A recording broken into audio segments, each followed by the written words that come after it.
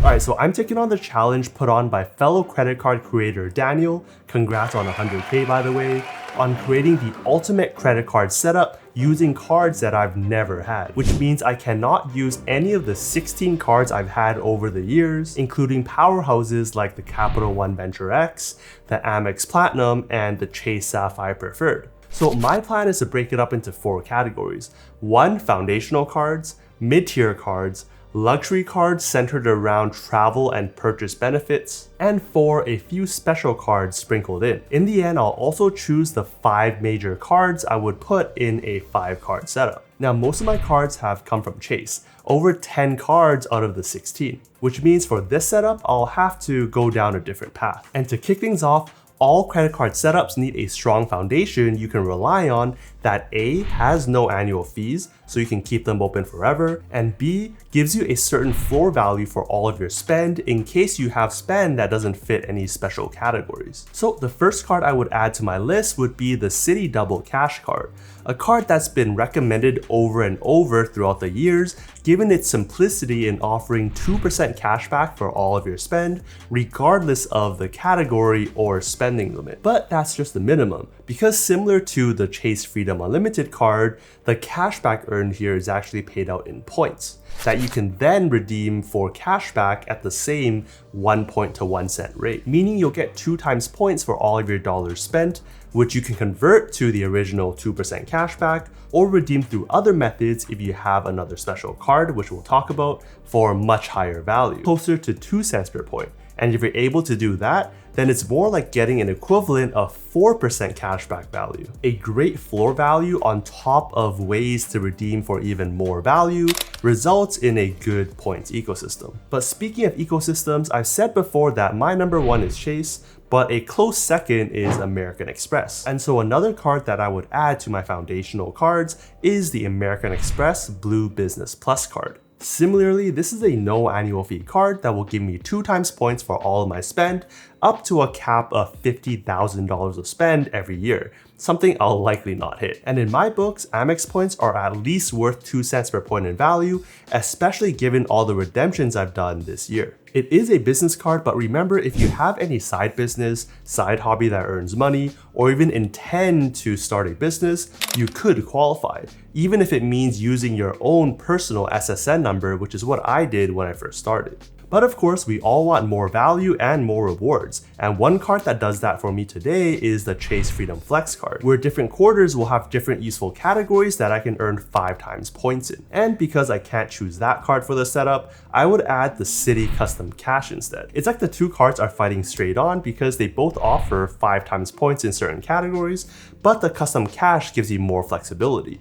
Because unlike the Freedom Flex, which gives you the category every quarter, and limits you to $1,500 every quarter, the Citi Custom Cash will let you choose the category you want that 5 times in, and can change from month to month with a $500 limit every month, meaning you can change from one category to the next across categories like restaurants, gas stations, and groceries to travel, transit, and fitness clubs. Remember, to maximize the value of this card, you'll want to choose one category and stick with it for every month, because any spend that's outside of that top category will only give you 1 times points. And for that spend, you may as well put it on a card like your Double Cash. For me personally, I'll probably spend on select travel, restaurants, or groceries depending on the month. Gas stations is also a popular one, but because I recently got an EV, this wouldn't apply to me. This card will also earn me $200 after $1,500 of spend in the first 6 months as the welcome bonus, and similar to the Double Cash, all the cashback here is given in points. So 20,000 points for the welcome bonus and 5 times points for the multiplier. All right, so let's move on to the mid-tier cards. I couldn't think of a great way to describe this category, but these cards could also be foundational cards that earn you even higher multipliers and supercharge the points you've earned on all your other cards, and typically with some annual fee. Now, having the Citi Double Cash and Citi Custom Cash card makes up 2 of the 3 cards of the underrated Citi Trifecta combo. And so kick things off with mid-tier cards, let's go ahead and add the Citi Premier card, a card that would pretty much take the place of my Chase Sapphire Preferred, which I've had for over 5 years now. And a big reason why I would want the Citi Premier card is because of its spending categories, giving a solid 3 times points when spending in categories like restaurants and groceries, in addition to gas stations, air travel and hotels, and 10 times on hotels and car rentals through the portal through 2024. There's also an even higher credit of $100 on a single hotel stay of $500 or more booked through the portal. Although yes, it's more than the $50 on the Sapphire Preferred, I will say it is harder to use given you need one single stay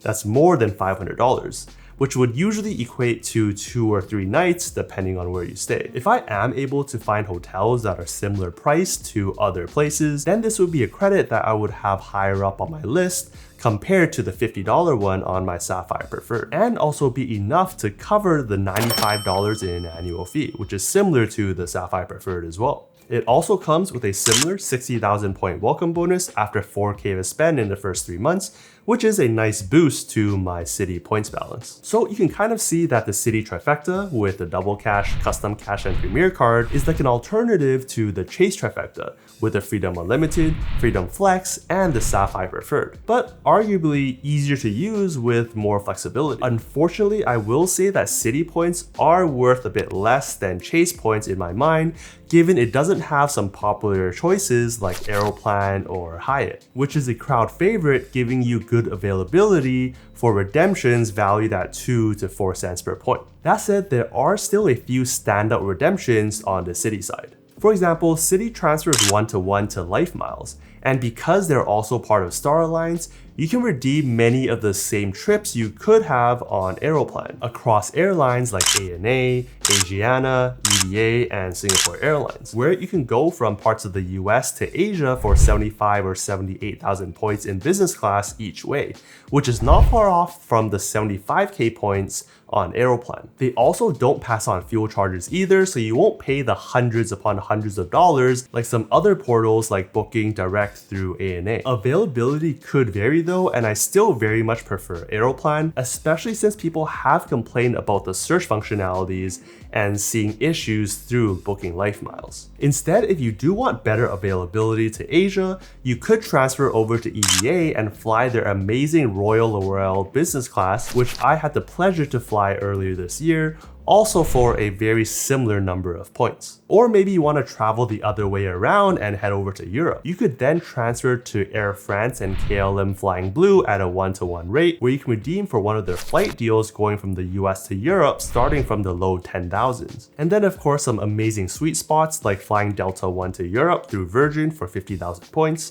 ANA business class through Virgin for 90,000 points round trip if you can find availability, or Singapore Suites for as low as 45,000 points. All are transferable through Citi and will give you 3 to 5 cents per point in value, with some going as high as 10 cents or more. Of course, the higher value, the harder it is to actually book those redemptions. So that's all to say that Citi still has some amazing redemptions, just not as flexible and amazing as the Chase side of things. So this mid-tier Citi Premier card completes the Citi trifecta. But another really powerful mid-tier card I would love to add, and one that I've been saying over and over again that I would get, is the American Express Gold card. Really, there's not that much that needs to be said about this card. It pairs very well with the Amex Blue Business Plus card to give me even more Amex points, which I would rank second only to Chase. Gives me a high welcome bonus of 90,000 points and even a couple $100 for some offers, as well as be a solid spending card giving me 4 times points on both dining and groceries, 2 of my big spend categories. There is a $250 in annual fee, but I still think it's justified given I'll easily use the 2 credits it comes with $120 a year towards some restaurants that I have around me, and $120 a year to Uber, which I easily use every month between Uber Eats orders or riding the scooters or bikes for short trips. Meaning if I use both those credits, this is a powerful points earner that only cost me $10 a year to keep open. Quite a good deal. Alright, so I'm team travel, so I gotta include some form of luxury travel card. Right now, this is taken up by my vanilla Amex Platinum card, which more than pays for itself using the credits every single year, which you can learn more about up in the corner, but also enhances my travel experiences with hotel status like Hilton and Marriott Gold, car rental status, and purchase and travel protections, which give me peace of mind. especially with the return protection. It's still the card that I get most value out of in my entire setup.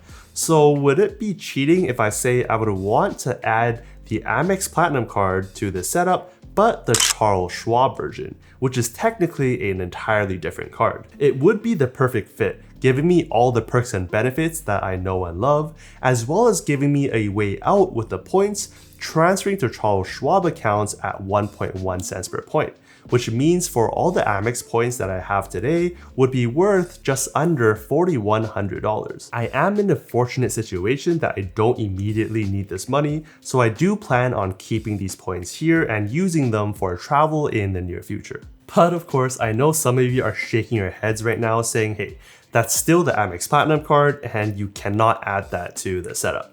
Okay, well, if I can't choose the Amex Platinum and I can't choose the Venture X, then the only luxury travel card I have left to add to the setup would be the Chase Sapphire Reserve. Yes, I still think the Amex Platinum is still much better for my specific use case, but credit where credit's due, it's still a good card. First off, there's the 60k welcome bonus after 4,000 of spend in the first 3 months, which is pretty feasible, but I do wish it had a higher offer like the 150k on the Amex Platinum from time to time. It would also give me the ability to transfer my Chase points out to partners for some outsized value, especially for partners like Aeroplan and Hyatt. If you want to know how to maximize your Chase points, check out the video up above. But to combat the $550 in annual fee itself, there is a very easy to use $300 travel credit every year. No special portals or anything, just charge your travel purchases. If I had this credit, it would probably be the first credit I would check off every single year. Speaking of credits, the $100 every 4 years for programs like Nexus is a nice one because most other cards don't include Nexus. But given Nexus is only $50 and every 5 years,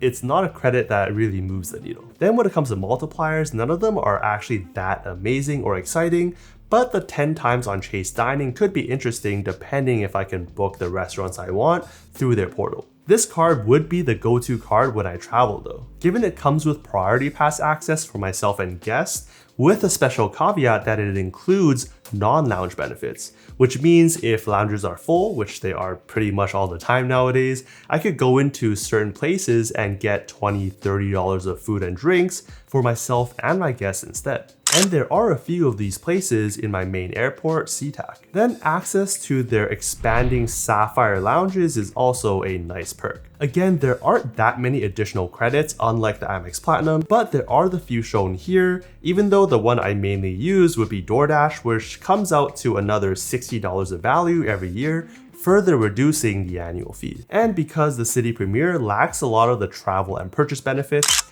this card would be my go-to card for all those benefits, from trip insurance including trip delays of just 6 hours, to shopping coverages like return protection covering up to a higher $500 an item. Now, all those cards will be part of my core Ultimate credit card setup. And although the setup is getting large, there are a few honorable mentions that I would consider adding in, maybe replacing 1 or 2 of the other cards. Like the Built MasterCard. With rent in Seattle being upwards of $2,000 every month, that's a nice 24,000 points every year using the card, especially on a no annual fee card with some amazing transfer partners. And it's especially tempting with the new welcome offer, which will give you 5 times points on your first 5 days, up to an extra 50,000 points. It'll be pretty hard to hit that limit, but it's a nice bonus. Another card I'd consider, which I think was also on Daniel's video, is the Amazon Prime card, which will come in pretty handy because I do shop on Amazon a bit too much, as well as one of my main grocery stores being Whole Foods, which is a walking distance from me. So getting 5% back on all those purchases can really add up. I know it goes against my stance as teen travel,